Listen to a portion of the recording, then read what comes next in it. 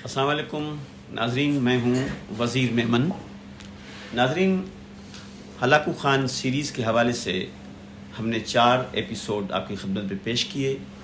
उम्मीद है वो आपको पसंद आए होंगे। आज हम एपिसोड 5 आपकी खिदमत में पेश कर रहे हैं। मुसलमानों पर यलगार करने और हलाकू ख़ान को मुसलमानों के इलाकों की तरफ भेजने से पहले मंगोलों के खाकान मंगू ख़ान ने बहुत से इंतज़ामात मुकम्मल कर लिए थे। इन रास्तों को साफ़ किया गया था जिन रास्तों पर हलाकू ख़ान ने अपने लश्कर के साथ सफ़र करना था। वैश्यों की पुरानी पगडंडी जहाँ पर होता हुआ कभी चंगेज़ ख़ान हमलावर हुआ था, अब शाहराह बन चुकी थी। इस पर हर मंजिल पर चौकियाँ बना दी गई थीं। इन चौकियों में खाने पीने और सोने का इंतज़ाम था और सवारी बदलने के लिए घोड़ों के गले थे। हर मंजिल पर एक चीनी अफसर मुसाफिरों को ठहराता और उनके आगे जाने की तारीख़ और वक्त दफ्तर में लिख देता था। फ़ौजी कासिद तेज़ रफ्तारी से सफ़र करते और अगली मंजिल पर पैगाम नए शहसवारों के सुपुर्द करते जो ताज़ा दम आगे सफ़र करते। ये करून वस्ता के घोड़ों की डाक गाड़ी ख्याल की जाती थी। इस सिलसिले को मंगोल याम और सवारों को चप्पर कहते थे। कुछ मौरखीन का ये भी ख्याल हो सकता है कि हमारे यहाँ जो चपरासी का लफ्ज़ निकला है वो इसी चप्पर ही से निकला हो। चुनाचा इस शाहरा पर कभी कोई गिरद में अटा हुआ मंगोल सवार नज़र आता। उसका जिस्म चमड़े की पेटियों में कसा होता, उसके नीम मस्तूर चेहरे पर रोगन मला होता। ज़ेन की घंटियों की आवाज़ से पता चल जाता कि वो खाकान का कासिद है, और वो जैसे ही ठहरता उसे ताज़ादम घोड़ा तैयार मिलता। फिर मंगोल पैगाम एक हाथ से दूसरे हाथ आगे बढ़ता चला जाता था। ये नई चौकियों वाली सड़कें पुरानी शाहराह रेशम और पहाड़ी सिलसिलों, दर्रों और नदियों के आर पार इन इलाकों में बनी हुई थीं जहाँ नदियों पर पहले कभी पुल नहीं बने थे। इन रास्तों से नए नए काफ़िले आसानी से मशरिक़ और मगरिब के दरमियान सफ़र करते थे। मौरखीन ये भी कहते हैं कि मंगोलों के खाकान मंगू ख़ान ने जब अपने छोटे भाई हलाकू ख़ान को मुसलमानों के इलाकों पर हमला आवर होने के लिए रवाना किया तो उसे नसीहत की कि वो अपनी बीवी दोकोज़ा के अल्फाज पर गौर करे और उन पर अमल किया करे। दोकोज़ा किसी दौर में हलाकू ख़ान के बाप की बीवी और उसकी सौतीली माँ थी, और अपने बाप के मरने के बाद हलाकू ख़ान ने उसे अपनी ज़ौजियत में ले लिया था। दोकोज़ा से मुतल्लिक़ नसीहत करने के बारे में मौरखीन लिखते हैं कि उससे बहरहाल ये मानना पड़ेगा कि मंगू ख़ान की तजवीज़ ये थी कि इस मुहिम में ईसाई अंसर गालिब रहे। हलाकू की महबूब बीवी दोकोज़ा खातून नस्तूरी ईसाई थी। उसके अलावा हलाकू की माँ सीवर कतनी का भी ताल्लुक़ नस्तूरी ईसाइयों से था, और हलाकू ख़ान के बाद उसके लश्करियों का जो सिपह सालार था जिसका नाम कत बोगा था, वो भी ईसाई था। मौरखीन ये भी लिखते हैं कि मंगू ख़ान का ये इरादा न था कि मजहबी लड़ाई लड़ें। वो अपनी यलगार में ईसाइयों के तअस्सुब से मदद लेना चाहता था ताकि इस्लाम की बाकी मानदा अस्करी ताकत को कुचल सके। बहरहाल मंगू ख़ान की हिदायत के मुताबिक हलाकू ख़ान अपना तसल्लुत जमाने के लिए एक बहुत बड़ा और जर्रार लश्कर लेकर रवाना हुआ। उसके साथ चीनी इंजीनियरों का एक दस्ता था। बैज़ माहिरों के पास एक नया हथियार था, यानी छोटी मंजनीक, जिसके ज़रिए आग लगाने वाला रोगन नफ्त फेंका जाता था। उसके साथ जोग्राफिया के माहिरीन थे जो नए मफ्तूहा इलाकों के नक्शे बना सकते थे। मासूल जमा करने वाले, सड़कें बनाने वाले और मगरब में चौकियाँ करने वाले भी थे। चुनाचा हलाकू ने अपने भाई मंगू ख़ान के मशवरे पर अमल किया। पुराने मंगोल दस्तूर के ख़िलाफ़ उसने दोकोज़ा खातून को अपने साथ तख्त पर बिठाया और उसे मजलिस मुशावरत में भी शामिल किया और उसके मशवरों पर अमल करना शुरू किया। उसके अलावा उसने अपनी बीवी दोकोज़ा के लिए इबादत करने के लिए लकड़ी का एक कलीसा भी बनाकर उसके साथ रखा था। रास्ते में हलाकू खान जहाँ कहीं भी क़याम करता, अपने लिए नए लश्करी भर्ती करता और उनकी तरबियत का काम शुरू करता था, और अस्करी सिपह सालार उन्हें मुख्तलिफ दस्तों में बांटते चले जाते थे। इसके अलावा वो रास्ते में गल्ले और शराब के ज़ख़ीरों में भी इजाफ़ा करता गया। राहब विलियम, जो उस वक्त इन इलाकों में मौजूद था, उनका कहना है कि हलाकू खान जब अपने जरार लश्कर के साथ कोहिस्तान कफ़कार के इस इलाके से गुज़रने लगा, जहाँ पहाड़ी लोग कोहिस्तानी सिलसिलों के अंदर अपने जानवरों के गलों को चराते थे, तो वहाँ अनगनत ईसाई गर्जिस्तानी उसके लश्कर में शामिल हुए। उसके अलावा आर्मीना के बादशाह हेसून ने भी एक बहुत बड़ा लश्कर अपने बेटे ख़तलान की सरकर्दगी में हलाकू खान की मदद करने के लिए कोहिस्तान कफ़कार की तरफ रवाना किया था, और इस लश्कर में आर्मीनिया के बादशाह हेशोन की इंतहाई खूबसूरत पुरकशिश नौउम्र और नौजवान बेटी कैथरीन भी शामिल थी। यहाँ उसकी शमूलियत का मकसद ये रखा गया था कि वो अपने लश्करियों का हौसला बढ़ाए और उसकी लश्कर के अंदर मौजूदगी की वजह से उसके लश्करी मुसलमानों के ख़िलाफ़ ज़्यादा दलजमई और खूनख्वारी का मुजाहरा करें। हेसून की ये बेटी, जिसका नाम कैथरीन था, जंग जदल का तजर्बा रखती थी, तलवार की बेहतरीन धनी और माहिर थी, मर्दाना लिबास पहनती थी, सुर्ख चमड़े का तंग पाजामा और उसी से मिलता जुलता ऊपर का लिबास ज़ैब तन करते थी, दराज कद थी, खुद पसंद और अना परस्त लड़की थी। अपना दिफा करने के साथ साथ जारियत इख्तियार करने का हुनर खूब जानती थी। वो जानती थी कि अपने हुस्न और ख़ूबसूरती से काम लेकर दुश्मन को किस तरह अपने सामने ज़ैर और सरनगू किया जा सकता है। बहरहाल वो अपने भाई हेसून के साथ लश्कर में शामिल थी और हलाकू के हक़ में मुसलमान के ख़िलाफ़ अपनी बेहतरीन कारगुजारी का तहिया किए हुई थी। दूसरी तरफ हलाकू खान जुनूब मगरब की तरफ बढ़ा। मंगोलों के रथ धूल उड़ाते फासलों को समेटने लगे थे। हलाकू खान ने पहाड़ी सिलसिलों को अबूर किया, तिब्बत के बर्फ़ज़ारों का चक्कर काटा। वो शिकार खेलता, ज़ियाफ़तें करता, दरबार लगाता, पेशकदमी करता रहा। रास्ते में छोटे बड़े हुक्मरान उसकी खिदमत में हाज़िर होकर उसकी शान और हिश्मत के आगे सर झुकाते रहते थे, इसलिए कि लोग जानते थे कि उसकी मज़ाहमत करना जुनून था। हलाकू के मुतल्लिक़ मौरख़ीन मज़ीद लिखते हैं कि वो अक्सर बातों को हंसी में उड़ा देता था। उसको समरकंद के तरबूज बड़े पसंद थे। कज़लकुम के शराबों से भी बड़ी दिलचस्पी थी। वो दूर से झीलें, हरे भरे जंगल नज़र आते थे, लेकिन जब वो घोड़ा दौड़ाता हुआ उनके पास पहुंचता तो वो नज़रों से ओझल हो जाते। वो अपनी दोकोज़ा से बहुत प्यार करता था, जो कभी उसकी माँ रह चुकी थी। दोकोज़ा के साथ उसकी इंतहाई खूबसूरत और हसीन बहन सीमर भी थी। कहते हैं दोकोज़ो का ताल्लुक़ तुर्कों के करात कबीले से था। वो इंतहा दर्जे की हसीन और ख़ूबसूरत थी, लेकिन उसकी छोटी बहन सीमर जो उसके साथ थी, वो उससे भी कहीं ज़्यादा खूबसूरत, पुरकशिश और आला शख्सियत की मालिक थी। पेशकदमी करता हुआ हलाकू खान अपने लश्कर के साथ कोहिस्तान कज़वीन में दाखिल हुआ। ये रुए ज़मीन का वो अजीब व गरीब इलाका था जहाँ अजीम तरीन किले थे। ये हसन बिन सबा के फ़िदाइयों के शहबाजों के घोंसलों जैसे किले थे। यहाँ के रहने वाले 6 पुश्त से इस इलाके के रहने वालों को हरासा कर रहे थे।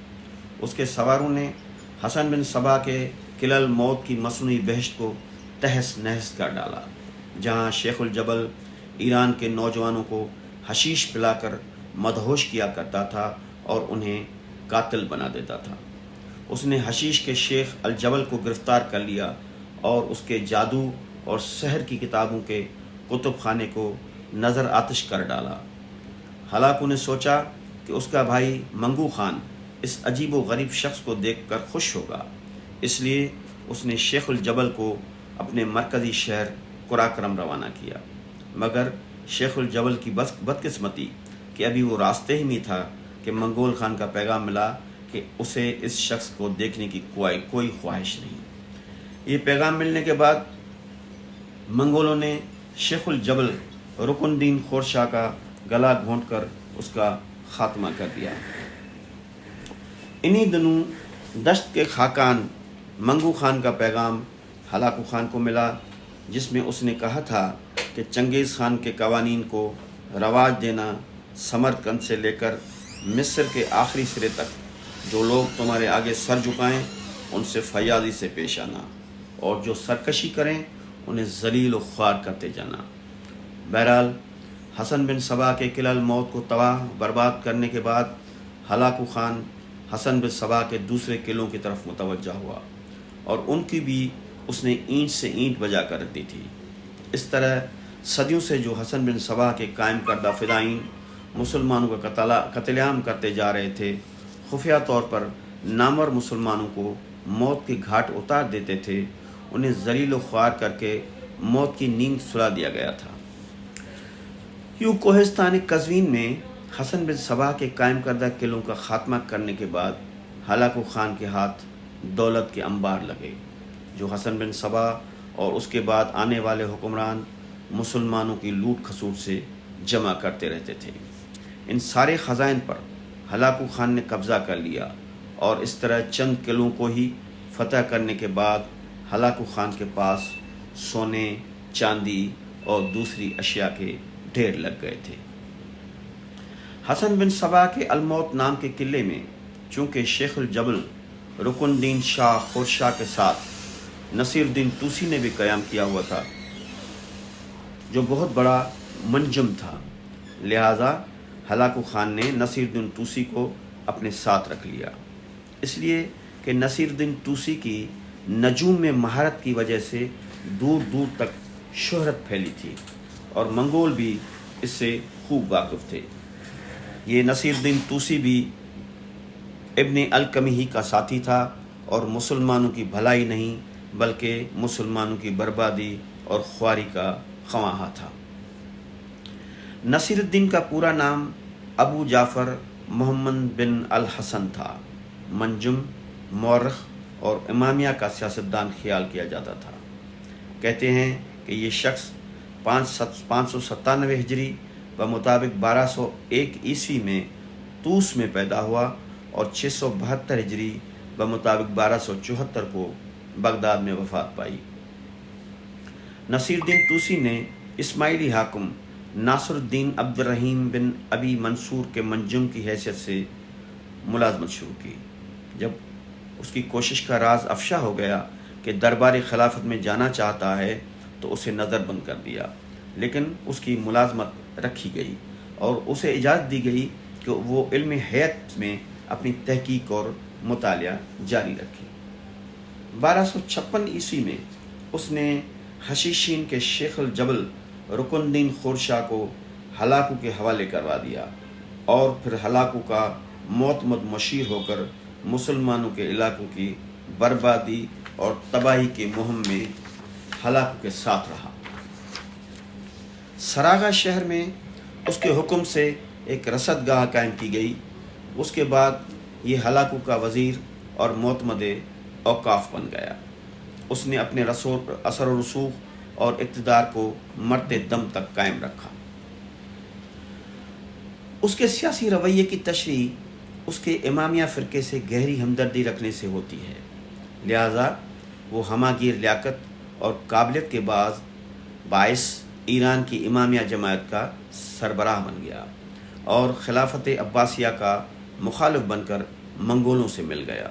یہ اس کے اثر و رسوخ کا اثر تھا کہ منگولوں کی پیدا کردہ عالمگیر بربادی میں امامیہ والوں پر کچھ تھوڑا بہت رحم کیا گیا تھا، اور جنوبی عراق میں ان کے مقدس مقامات ہلاکو خان اور منگولوں کی دست دراسی سے محفوظ رہے۔ کہتے ہیں کہ وہ راسخ العقیدہ امامیہ اور اماموں کا عقیدت مند تھا۔ اس کا ثبوت اس کی تصوفانہ کتاب الاشراف سے ملتا ہے۔ یہ بھی ایک حقیقت ہے کہ وہ تصوف کا قائل تھا اور الحاج کا مداح تھا، اور اسی وجہ سے وہ اپنے ہم مذہبوں میں ممتاز رہا۔ فقہ میں اس نے قانون وراثت پر کتابیں لکھیں۔ اپنے عقیدے سے محبت اور عقیدت کی وجہ باوجود اس کے تعلقات دوسروں سے خوشگوار طور پر استوار تھے۔ اس نے جلال الدین رومی سے خطوط کے ذریعے اور نجم الدین کاتبی سے بالمشافہ علمی مسائل پر تبادلہ خیال کیا۔ بہرحال کچھ عرصے تک ہلاکو خان نے کوہستان قزوین ہی میں اپنے لشکر کے ساتھ قیام کیے رکھا۔ یہیں پر آ کر گرجستانیوں کا ایک بہت بڑا لشکر اس کی فوج میں شامل ہو گیا۔ اس کے علاوہ جو لشکر آرمینیا کے بادشاہ ہیسون نے اپنے بیٹے خلطان اور بیٹی کیتھرائن کے ساتھ بھیجا تھا، وہ بھی کوہستان قزوین میں آ کر ہلاکو خان سے مل گیا تھا۔ آرمینیا کے بادشاہ کا لشکر جب کوہستان قزوین میں ہلاکو کے لشکر میں آ کر شامل ہوا تو ہلاکو کی بیوی دوکوزا کو اطلاع دی گئی تھی کہ آرمینیا کے بادشاہ ہیسون کے لشکر کی کمانداری اس کا بیٹا خطلان کر رہا ہے اور اس کی نائب اس کی بہن ہے جو انتہا درجے کی خوبصورت ہے اور اس کا نام کیتھرائن ہے۔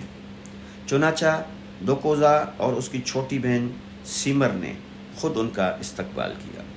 دوکوزا اور اس کی چھوٹی بہن سیمر دونوں پرجوش انداز میں آرمینیا کے بادشاہ ہیسون کی بیٹی کیتھرائن سے ملی۔ دوکوزا اور سیمر کیتھرائن اور بھائی خطلان کو اپنے ساتھ لے گئی اور جس خیمے میں وہ داخل ہوئیں وہ خیمہ دوکوزو کی چھوٹی بہن سیمر کا تھا۔ کچھ دیر تک سب پرتکلف انداز میں ایک دوسرے سے گفتگو کرتے رہے۔ پھر کیتھرائن کی طرف دیکھتے ہوئے دوکوزا خاتون کہنے لگی، میں تمہیں ایک پیشکش کرتی ہوں۔ میں سمجھتی ہوں اس پیشکش میں تمہاری حفاظت اور تمہاری عزت افزائی ہے۔ میں چاہتی ہوں تم سیمر کے ساتھ اس کے خیمے میں رہو۔